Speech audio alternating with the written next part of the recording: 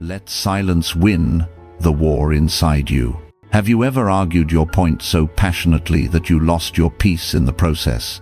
Have you ever spoken your truth only to feel hollow afterward? What if the very thing we run from silence is actually the medicine our soul has been longing for? We live in an age of noise, digital noise, mental noise, emotional noise. From the moment we wake, we are bathed in information, opinions, alerts, and expectations. Everyone is speaking, few are listening. But amidst the roar, there exists a forgotten power: silence. In Buddhist thought, silence is not void. It is presence. It is clarity. It is power refined through stillness. This chapter is an invitation to rediscover that power, to step away from the noise and begin mastering the quiet. The noise that never sleeps. From the moment we open our eyes, we are bombarded. The phone lights up. The calendar reminds. Social media whispers its comparisons. The mind begins its race. What should I do today? What did I do yesterday? What will they think? What if I fail? The noise isn't just external, it's internal too. A constant monologue of self-judgment, second-guessing, reliving, replanning. And we think this is normal. We think this is life. But the Buddha taught that the root of suffering is attachment, and one of the deepest attachments we have is to our own mental noise. We cling to our thoughts as if they define us. We identify with the voice in our head and call it me. But what if it's not? What if behind the endless commentary there is something more vast, more grounded, more real? What if true strength lies not in winning arguments, but in not needing to fight them? Silence in the Buddha's life. Siddhartha Gautama, before he became the Buddha, was a prince surrounded by comfort and privilege, but none of it brought peace. He left his palace not to gain more knowledge, but to lose the attachments that bound him. For years, he sought truth in austerity, discipline, and renunciation. Yet the turning point came not in shouting doctrines or debating philosophies, it came in stillness. Under the Bodhi tree, he sat in silence, and in that silence, he awakened. What he realized is simple, yet profound. Peace does not come from outside. It arises from within.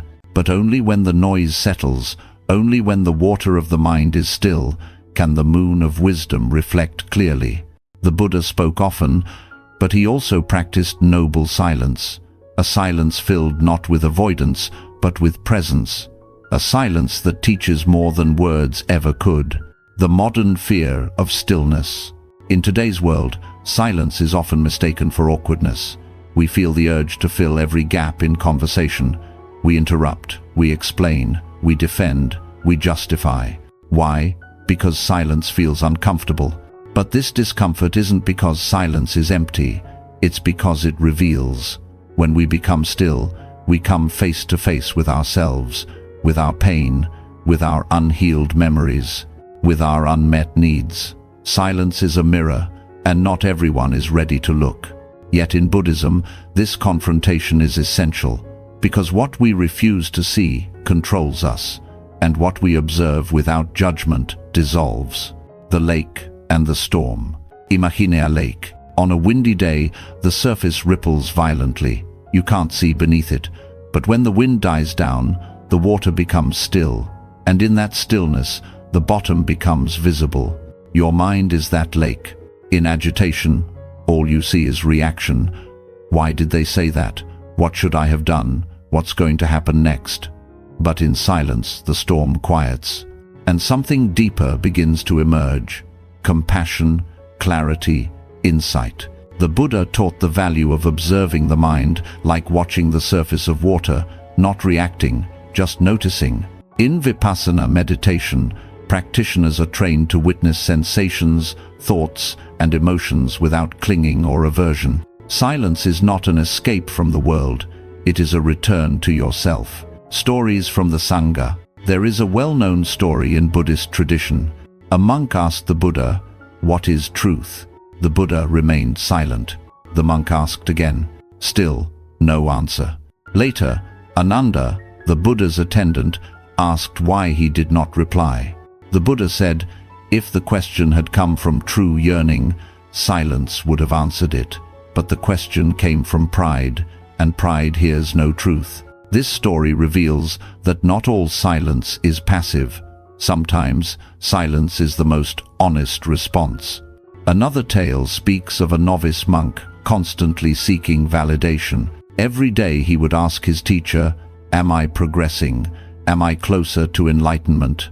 One day, the teacher simply placed a cup of water in front of him and walked away. The monk was confused. Days later, after meditating deeply on the gesture, he understood, your mind, like this cup, must be empty to be filled, but if you keep stirring, it will always remain murky. Emotional detachment through silence. One of the most powerful Buddhist teachings is that we are not our emotions. Anger arises, sadness arises, joy arises, but they are not us. They are visitors. When we practice silence, especially during emotional storms, we create space between stimulus and response. Next time you're angry, try this. Sit quietly, close your eyes, breathe deeply and simply say in your mind, anger is here. Don't judge it, don't feed it, just acknowledge it. You'll notice something profound. Emotions need your engagement to survive. Without your reaction, they fade. This practice of silent observation is called mindful detachment. It allows emotions to arise and pass like clouds in the sky. Silence gives them permission to move through you, not rule you. How to practice noble silence daily. Silence is not just for the monastery. Here are simple ways to bring it into your life. Morning stillness. Start your day with 5 minutes of silent sitting before touching your phone. Silent meals. Once a week, eat without television, music, or conversation. Just chew and notice. Listening without interrupting. In conversations, resist the urge to jump in. Practice just being present. One-day retreat. Choose a weekend day to avoid speaking unless necessary. Walk slowly, journal, reflect. Digital silence. Turn off notifications. Check email only twice a day. Reclaim your mental space. These small acts are not withdrawals, they are returns. Each one brings you back to yourself. The inner revolution. When you stop fighting to be understood, you begin to understand. When you stop reacting to every opinion, you begin to hear your own. When you stop trying to prove, you begin to experience. This is the quiet revolution Buddhism invites us into, a shift from outward noise to inward knowing. You may lose some arguments, you may confuse a few people, you may be called distant, but what you gain is priceless. Peace. Not the peace that comes from everything going your way, but the peace that comes from no longer needing it to. Reflections to ponder. Where in my life am I speaking just to be heard, not to connect? What emotions do I feed through mental commentary? What would happen if I allowed one full day of intentional silence? Can I trust that some answers come only in stillness? Better than 1,000 hollow words is one word that brings peace. The Buddha. Let your silence be that word. Let it be the answer you've been searching for. Let it be your sacred rebellion in a world that never stops talking. And in that silence, may you hear what you've always known, that peace was never lost, only buried beneath the noise. Care without attachment. Act without expectation. Have you ever loved so deeply that it broke you? Have you ever tried so hard only to be met with silence, indifference, or failure? What if the pain you felt didn't come from love itself, but from the strings you unknowingly tied to it? We are taught to care, to work hard, to give our all, but we are not taught how to do so without bleeding for outcomes, without attaching our peace to recognition, our worth to results, or our happiness to someone else's approval. Buddhist wisdom offers us a radical reframe. Care deeply, but hold lightly. Act wholeheartedly, but release the fruit.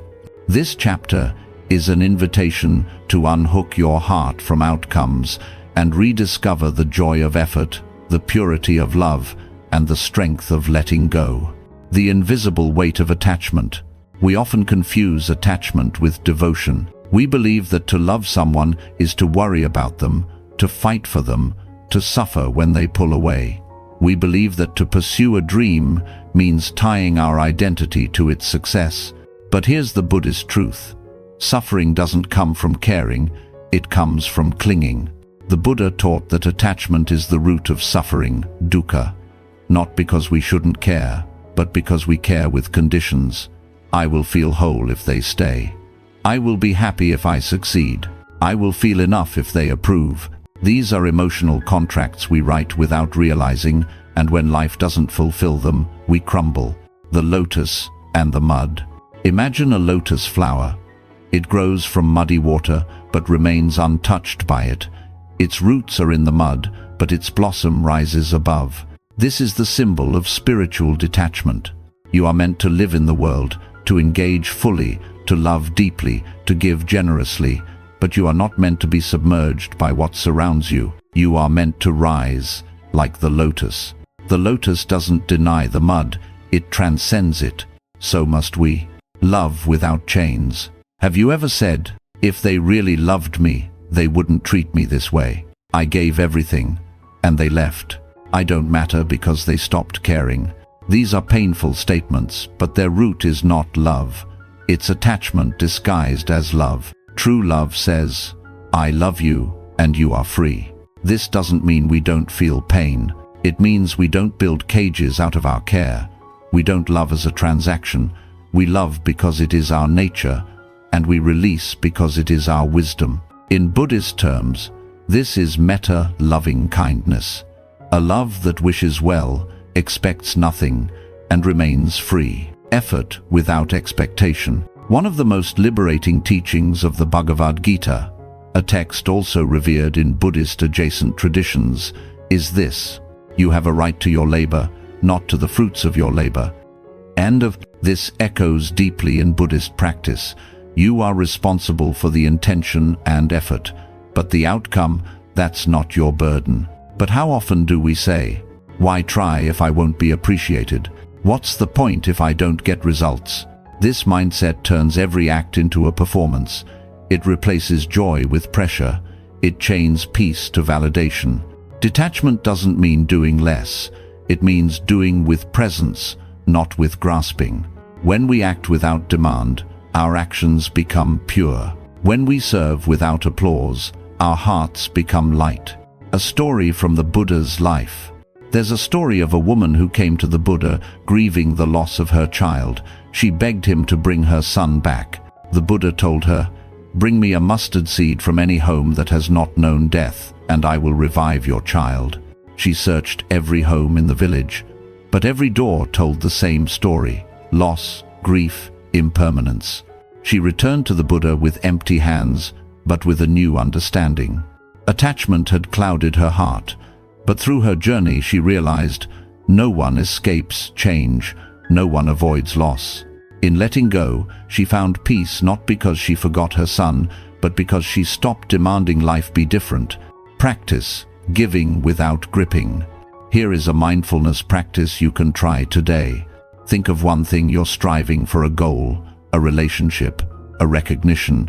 Ask yourself, what am I expecting in return? Visualize releasing that expectation, like letting go of a balloon. Now imagine continuing the action with love, discipline, or dedication, but with no strings. Notice how your body feels. Notice how your breath deepens. That is the freedom of detached effort. Detachment is not indifference. Let's be clear. Detachment is not the same as apathy. Apathy says, I don't care. Detachment says, I care deeply, but I don't control the outcome. Indifference numbs. Detachment liberates. When you detach, you become more present, not less, more compassionate, not colder.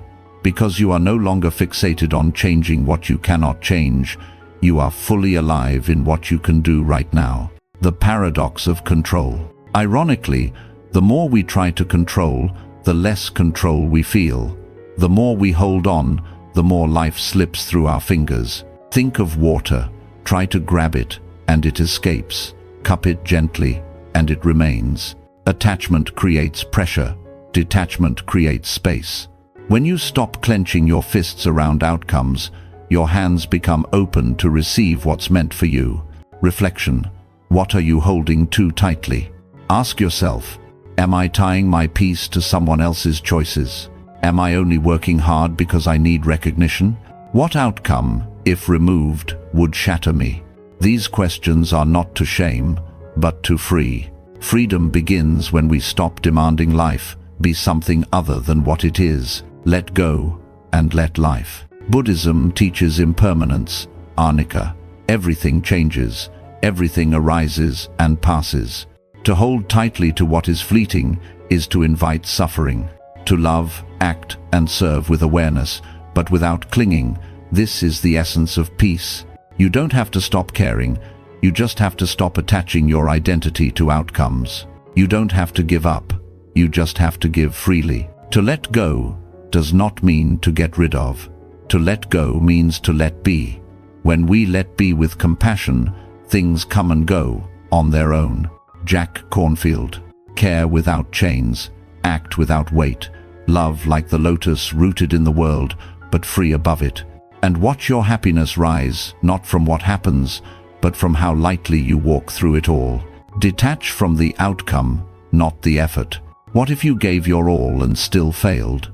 What if the dream you worked so hard for never bore fruit? Would you feel worthless, or could you still feel whole? We live in a culture obsessed with results. Achieve, win, succeed. But Buddhist wisdom gently reminds us, we are not entitled to the outcome, only the effort. Detachment is not about doing less. It's about doing fully with presence, love, and intention, while surrendering the illusion of control. When we learn to detach from outcomes, we begin to live with a freedom the world cannot shake. This chapter invites you to shift your center of gravity from what happens to how I show up. It's a return to the sacred simplicity of wholehearted effort, reward or not. The prison of outcome-driven living. We are taught to measure success by external results.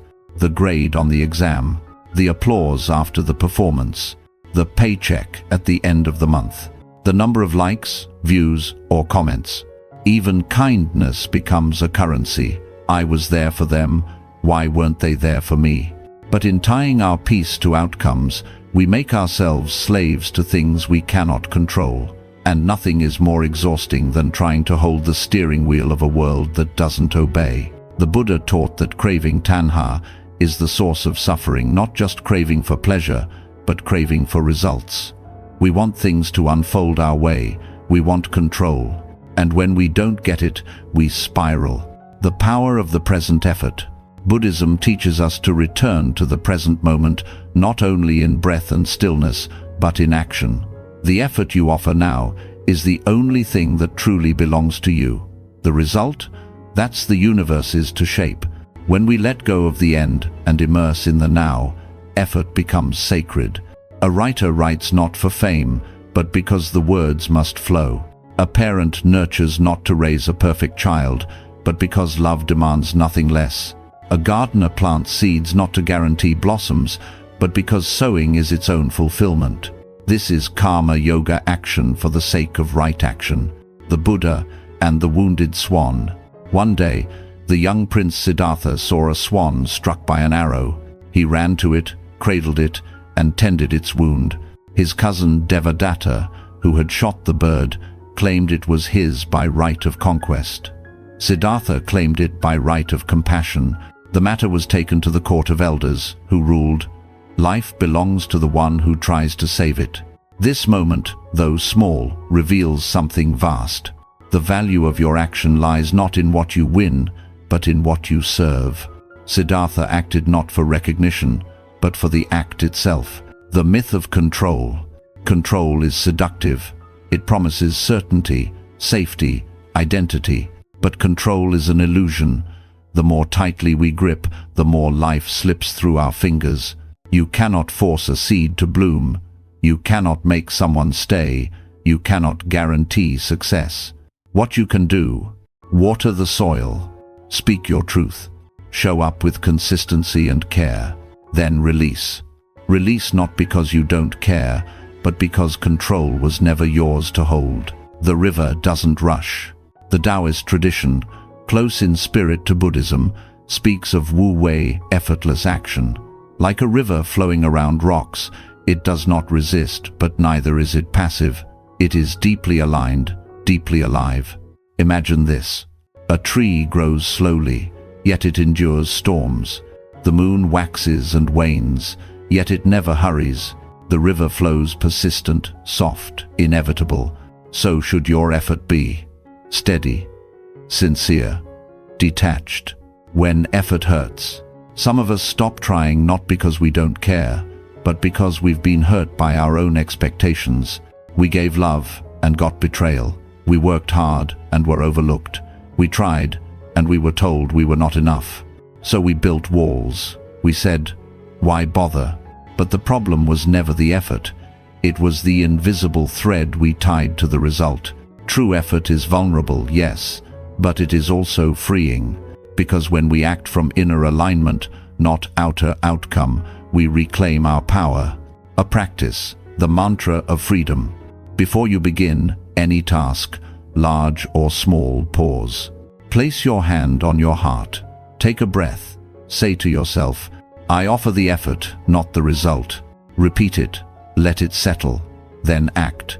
When the results come, whether joy or sorrow, welcome them. Then return to the center, to the effort, to the presence, to the path. What is success, really?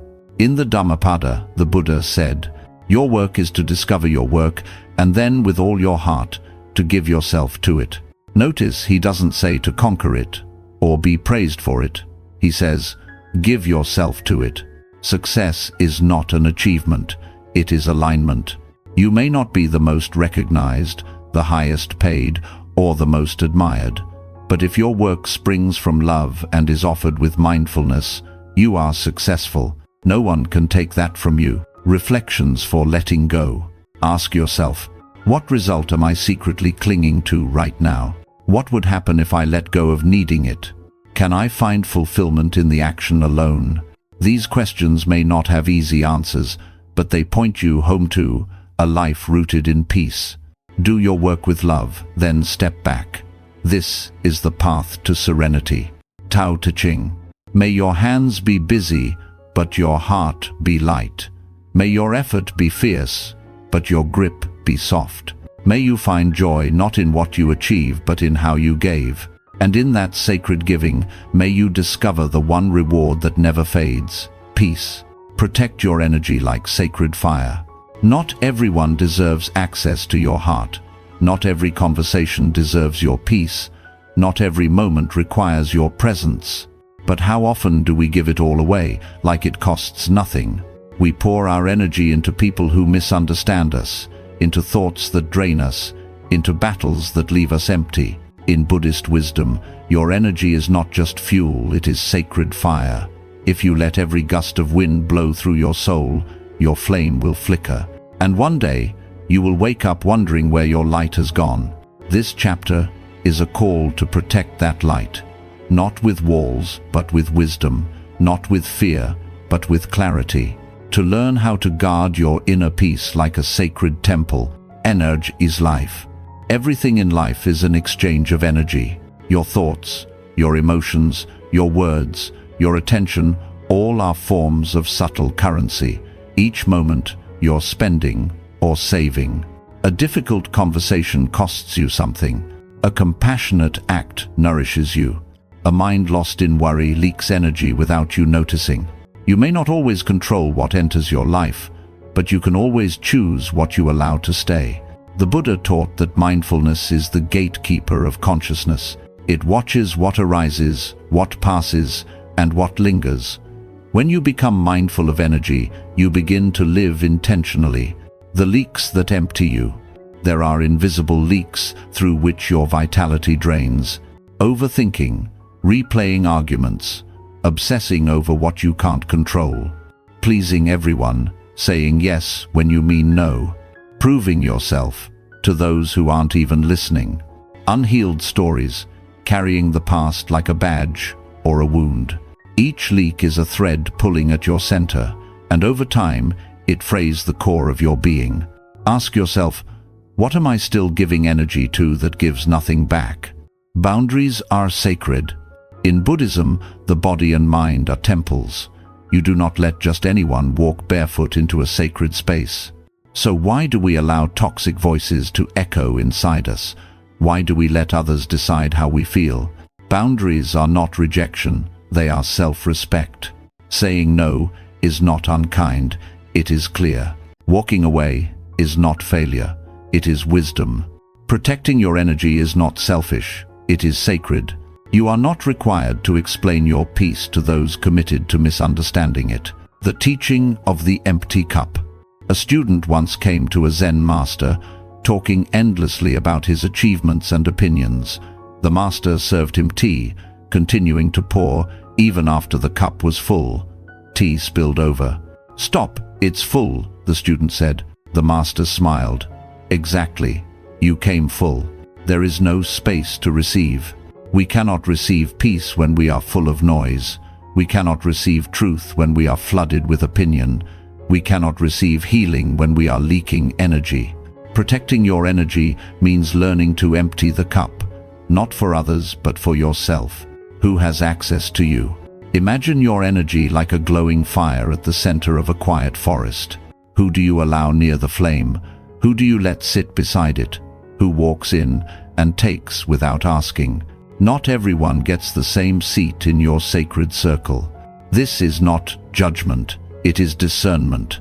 Some people warm you, some people burn you, some simply leave ashes. Protecting your energy is choosing who gets your time, your heart, your presence, and who does not. The power of non-reaction. Energy is not just given in action, it is lost in reaction. Every time you feel the urge to reply to an insult, to defend your truth, to fix someone else's chaos, you are spending energy. But you don't have to attend every argument you're invited to. You don't have to reply to every opinion that stings. You don't have to fix what others refuse to heal. Non-reaction is not weakness, it is wisdom. It says, "I value my peace more than your approval." The Buddha remained silent when provoked, not out of fear, but out of strength. Practice the golden light. Here is a simple meditation. 1. Sit in stillness. 2. Visualize a golden light radiating from your chest. 3. With each breath, let it expand around you like a protective field. 4. Say silently, "Only what serves me may enter, all else dissolves." This is your energetic boundary, a silent vow to yourself. Let it guide your day. Reclaiming energy in daily life. Here are mindful ways to protect your sacred fire. Digital boundaries. Limit exposure to news, gossip, or toxic media. Time boundaries. Give yourself rest without guilt. Mental boundaries. Stop renting space to opinions that don't matter. Emotional boundaries. Release the need to fix everyone. Every boundary is a doorway to deeper presence. Reflection. What drains you most? Take a quiet moment and ask, who or what consistently leaves me feeling drained? Where do I give my peace away too easily? What belief makes me feel guilty for protecting myself? Let awareness be the first step. The rest will follow. Just as a candle cannot burn without fire, man cannot live without a spiritual life. The Buddha, guard your fire. Let it warm you first. Then let it light the way for others. Your peace is your power. Your boundaries are your blessings. Protect them and watch how your inner flame grows steady, bright, and unshakable. Make peace with being misunderstood. Have you ever tried to explain your growth to someone who only knew your past? Have you stayed in roles, relationships, or habits longer than you should just to be understood? What if the path to peace is not being understood by others, but understanding yourself enough that their misunderstanding no longer defines you? In Buddhist thought, there is no need to prove your path. The bamboo bends but does not break. It does not explain its flexibility. It simply survives the storm. This chapter invites you to let go of the burden of being seen correctly by everyone and to find peace in silent self-acceptance. The hunger to be seen. From a young age, we're wired to seek approval. Good job. I'm proud of you. You did the right thing. And we carry that need into adulthood, longing to be validated, affirmed, and praised. But here's the truth. The more you evolve, the more misunderstood you will become. Growth is uncomfortable for you, and for those attached to your old version. Buddhist wisdom reminds us, you are not responsible for the lens through which others see you. The Buddha and silence. There's a story of a man who approached the Buddha and began insulting him. He hurled accusations, mocked his teachings, and demanded a response. The Buddha simply asked, if someone offers you a gift and you decline to accept it, to whom does the gift belong? The man said, to the one who offered it. Exactly, said the Buddha. I do not accept your words. They remain yours. He did not defend. He did not react. He did not explain. Because peace does not need permission, and truth does not require validation. Why we fear misunderstanding. To be misunderstood can feel like death to the ego. They think I'm selfish. They don't know what I meant. They assume the worst of me. We scramble to correct the record, to fix perception, to make others get it. But in Buddhism, this is seen as clinging upadana, grasping for control over what cannot be controlled, others' minds. The mind that clings suffers. The mind that lets go finds stillness. The seasons of self. Imagine a tree. In spring, it blossoms. In summer, it's full. In autumn, it lets go. In winter, it is bare. At every stage, it is still a tree. You too will have seasons. Seasons of growth. Seasons of shedding. Seasons of stillness. Some people only knew you in one season, and they will try to hold you there. Let them. You are not here to be static. You are here to evolve. Who are you without explanation? Ask yourself, if no one understood me, would I still choose this path? If they misread my silence, would I still protect my peace? If they mislabeled my boundaries, would I still keep them? When the answer is yes, you are beginning to live in integrity, not performance. You are not a biography. You are not the roles you've played. You are not the version someone remembers. You are not the stories others tell about you. You are this breath, this presence, this becoming. As the Buddha taught, all conditioned things are impermanent. You are not here to be consistent. You are here to be conscious. Practice the unspoken smile. Next time someone misunderstands your silence, your choice, your path, try this. Pause, breathe, smile inwardly, say silently, I do not need to be understood to be at peace. This is your power. Let it grow. Let go of explaining. You do not need to. Justify your healing. Explain your boundaries. Prove your worth. You are allowed to walk away without a grand statement. You are allowed to decline without a debate. You are allowed to choose silence over defense. Let misunderstanding pass like wind through bamboo. Reflection. Where am I still grasping? Ask yourself, who am I still trying to convince? What misunderstanding do I fear the most? What part of me still believes I need permission to be free? These questions will bring you home. The bamboo bends in the wind but does not break. Zen proverb. May you bend without breaking. May you speak when it brings peace and stay silent when it brings more. May you evolve without needing applause. And may you finally realize, your peace was never theirs to understand. It was always yours to protect. Who are you without explanation? Ask yourself, if no one understood me, would I still choose this path? If they misread my silence, would I still protect my peace? If they mislabeled my boundaries, would I still keep them? When the answer is yes, you are beginning to live in integrity, not performance. You are not a biography. You are not the roles you've played. You are not the version someone remembers. You are not the stories others tell about you. You are this breath. This chapter invites you to stop chasing the pace of the world and start listening to the quiet pulse of your soul. The illusion of momentum. We glorify movement. What's next? What's your plan? What are you working on? Busyness becomes a badge of honor. Slowness, a source of shame. But here's the truth. Movement without meaning is noise. Progress without presence is hollow. And chasing without pausing only leads to exhaustion. This chapter invites you to stop chasing the pace of the world and start listening to the quiet pulse of your soul. The illusion of momentum. We glorify movement. What's next? What's your plan? What are you working on? Busyness becomes a badge of honor. Slowness, a source of shame. But here's the truth. Movement without meaning is noise. Progress without presence is hollow. And chasing without pausing only leads to exhaustion. What if you stop trying to fix life and let it reveal itself? The fear of falling behind. Stillness triggers fear. I'm wasting time. Others are doing more. If I pause, I'll fall behind. But ask yourself, behind what? Who sets this pace? And what if racing ahead is what's truly making you lost? In Buddhist thought, comparison is a thief of peace. Life is not a competition, it's a path, and every path unfolds in its own time, observing without interfering.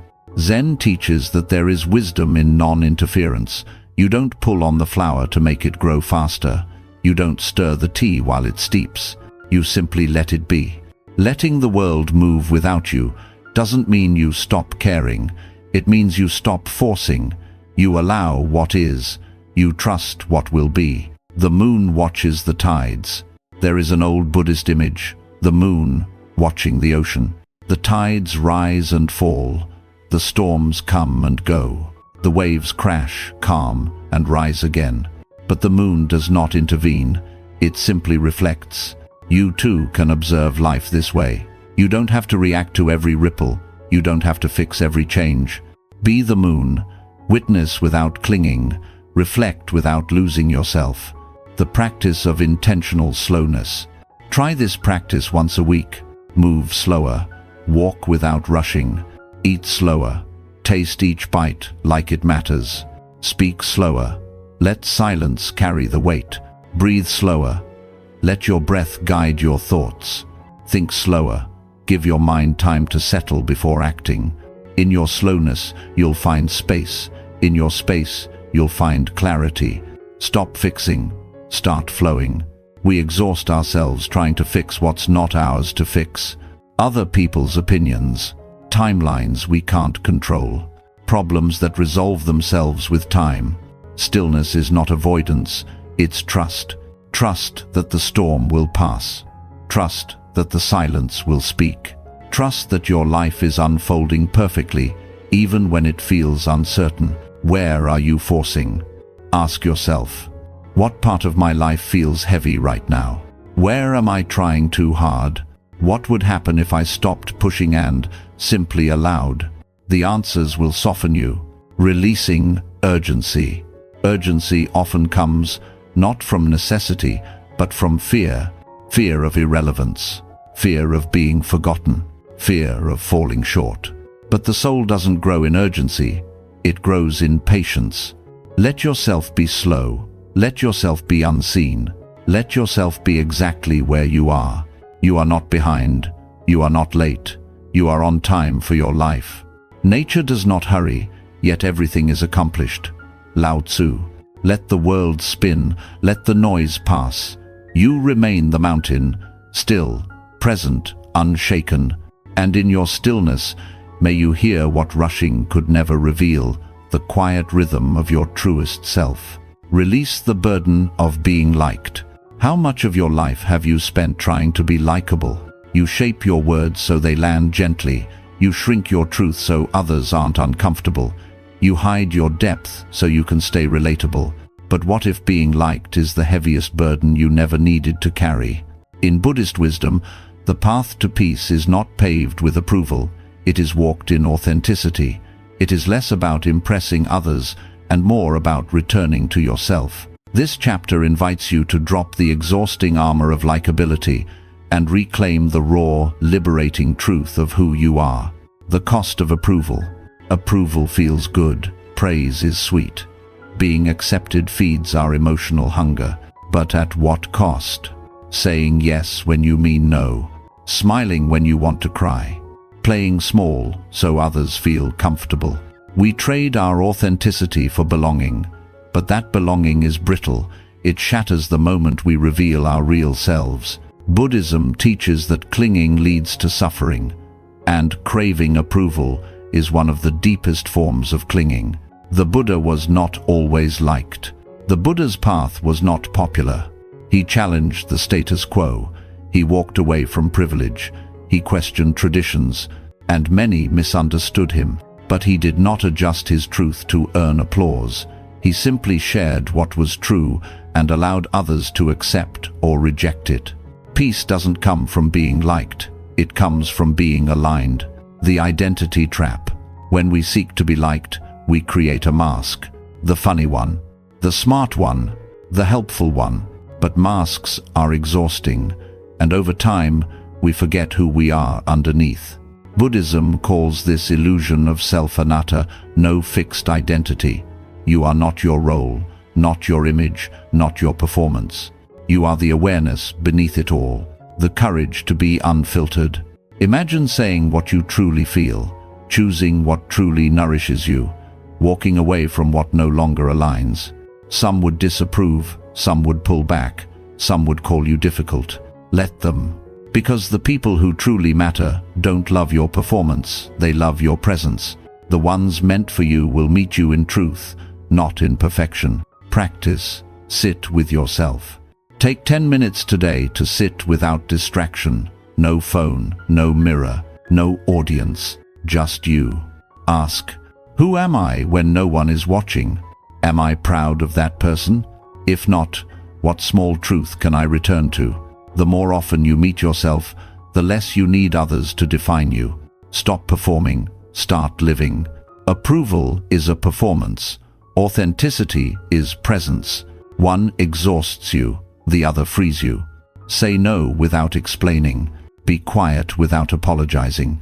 Choose solitude without guilt. This is the quiet rebellion of inner freedom. Let go of the echo. The mind will replay. What did they think? Did I upset them? Should I have said that differently? Let it echo, then let it fade. The echo does not define you. Your truth does. Reflection. Where am I still performing? Ask yourself, in which relationships do I feel the need to impress? What version of me am I trying to sell? What would happen if I stopped editing myself? Let these questions break the spell. Your task is not to seek for love, but merely to seek and find all the barriers within yourself that you have built against it. Rumi, may you stop auditioning for a role that isn't you. May you shed the mask and step into your sacred skin. May you be deeply, unapologetically real. And in that realness, may you find a love that no approval can match. Self-acceptance. Stop collecting emotional debt. How much pain are you still carrying that isn't yours anymore? How many past hurts still whisper through your mind at night? How many people are you still resenting in silence? How many moments do you replay, hoping they'll change?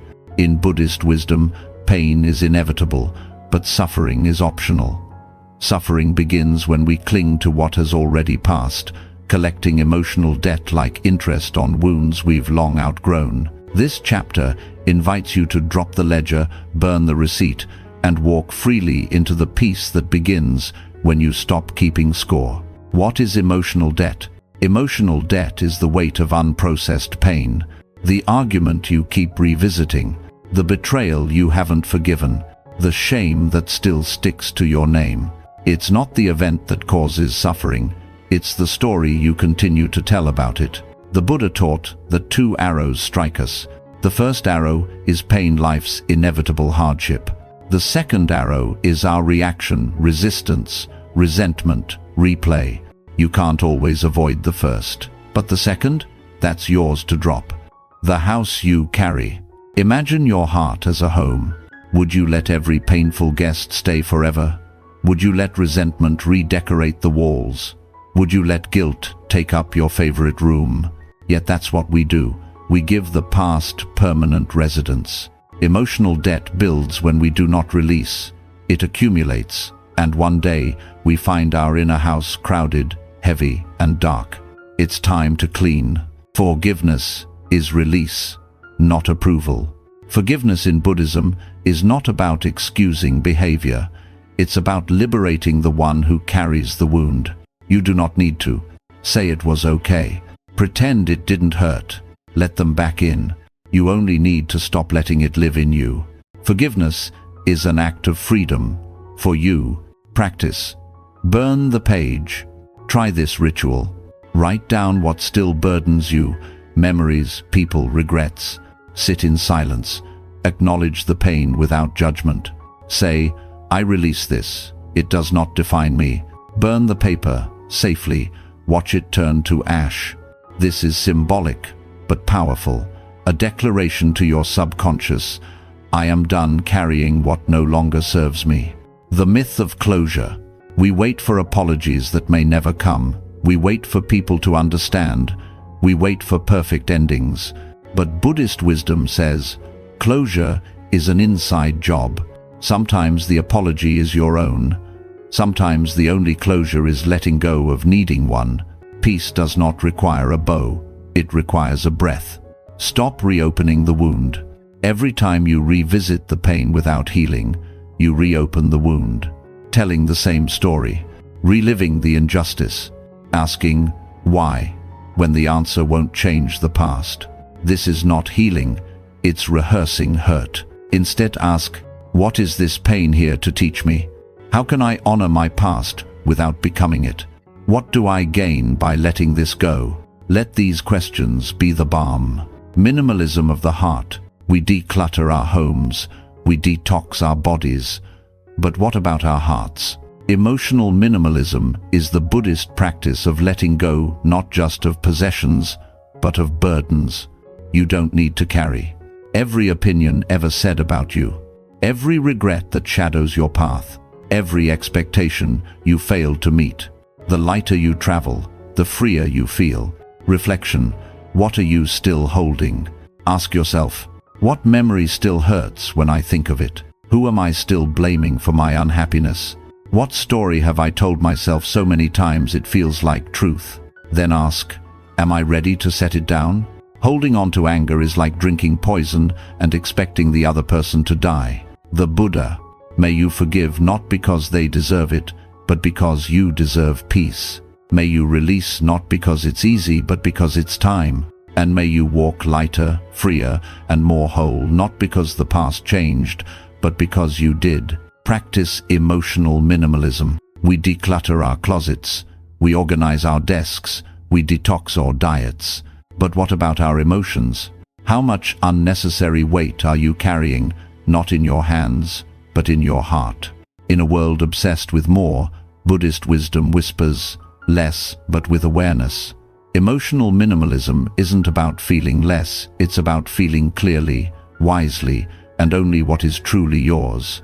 This chapter is your invitation to clean the inner temple, to release the excess, and to discover the quiet spaciousness of a simpler, lighter emotional life, the weight you don't see. Stress, overwhelm, burnout. Most of it doesn't come from what we do, but from what we carry emotionally. Guilt we didn't earn. Expectations we never agreed to. Stories we absorbed but never questioned. The Buddha taught that suffering arises when we cling to what is not ours to hold. Emotional clutter is attachment in disguise. Ask yourself, what am I emotionally carrying that isn't mine? Feel fully, carry lightly. Emotional minimalism is not repression. It's not about denying your feelings. It's about honoring each emotion without over-identifying with it. Letting feelings move through you instead of settling within you. Choosing what to engage and what to release. As Thich Nhat Hanh teaches, feelings come and go like clouds in a windy sky. Conscious breathing is my anchor. You are not your emotions. You are the sky they pass through. The noise of absorbed emotion. We pick up more than we realize. a co-worker's anxiety, a stranger's anger, a parent's voice still echoing in our decisions. Much of our emotional stress isn't generated, it's inherited or absorbed. And unless we become conscious, we start reacting to what was never truly ours. Buddhist mindfulness teaches discernment. This is mine. This is not mine. It's not cold. It's clarity. The sacred practice of inner decluttering. Try this reflection each day. Sit quietly. Ask, what emotion am I feeling right now? Ask, where did it come from? Ask, is it truly mine? If yes, breathe with it. If no, exhale it. Let the breath become your broom. Let each exhale sweep away what doesn't belong. Emotional boundaries. Emotional minimalism thrives on boundaries. You don't need to feel responsible for everyone's happiness. You don't need to mirror every mood around you. You don't need to fix what others refuse to face. Compassion without boundaries is self-destruction. Your job is not to carry others' storms, it's to stay rooted in your own peace. Signs of emotional clutter. You may be emotionally cluttered if you feel tired after simple interactions. You replay conversations long after they end. You feel responsible for how others feel. You find it hard to know what you truly want. These are not flaws, they are signs. Your emotional space is crowded. It's time to clear a path. Practice the emotional shelf. Imagine your heart like a shelf. Each emotion takes up space. Each night, take inventory.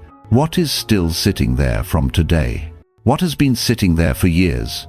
What can I place down now with love? You don't have to throw everything away. Just stop carrying what doesn't serve your becoming. What simplicity feels like. A simple inner life is not dull. It is luminous. Fewer people, but deeper connections. Fewer thoughts, but more clarity. Fewer emotions hijacking your peace, and more awareness guiding it. In Buddhist wisdom, less noise means more presence, less drama means more dharma. Reflection. What clutter can I release today?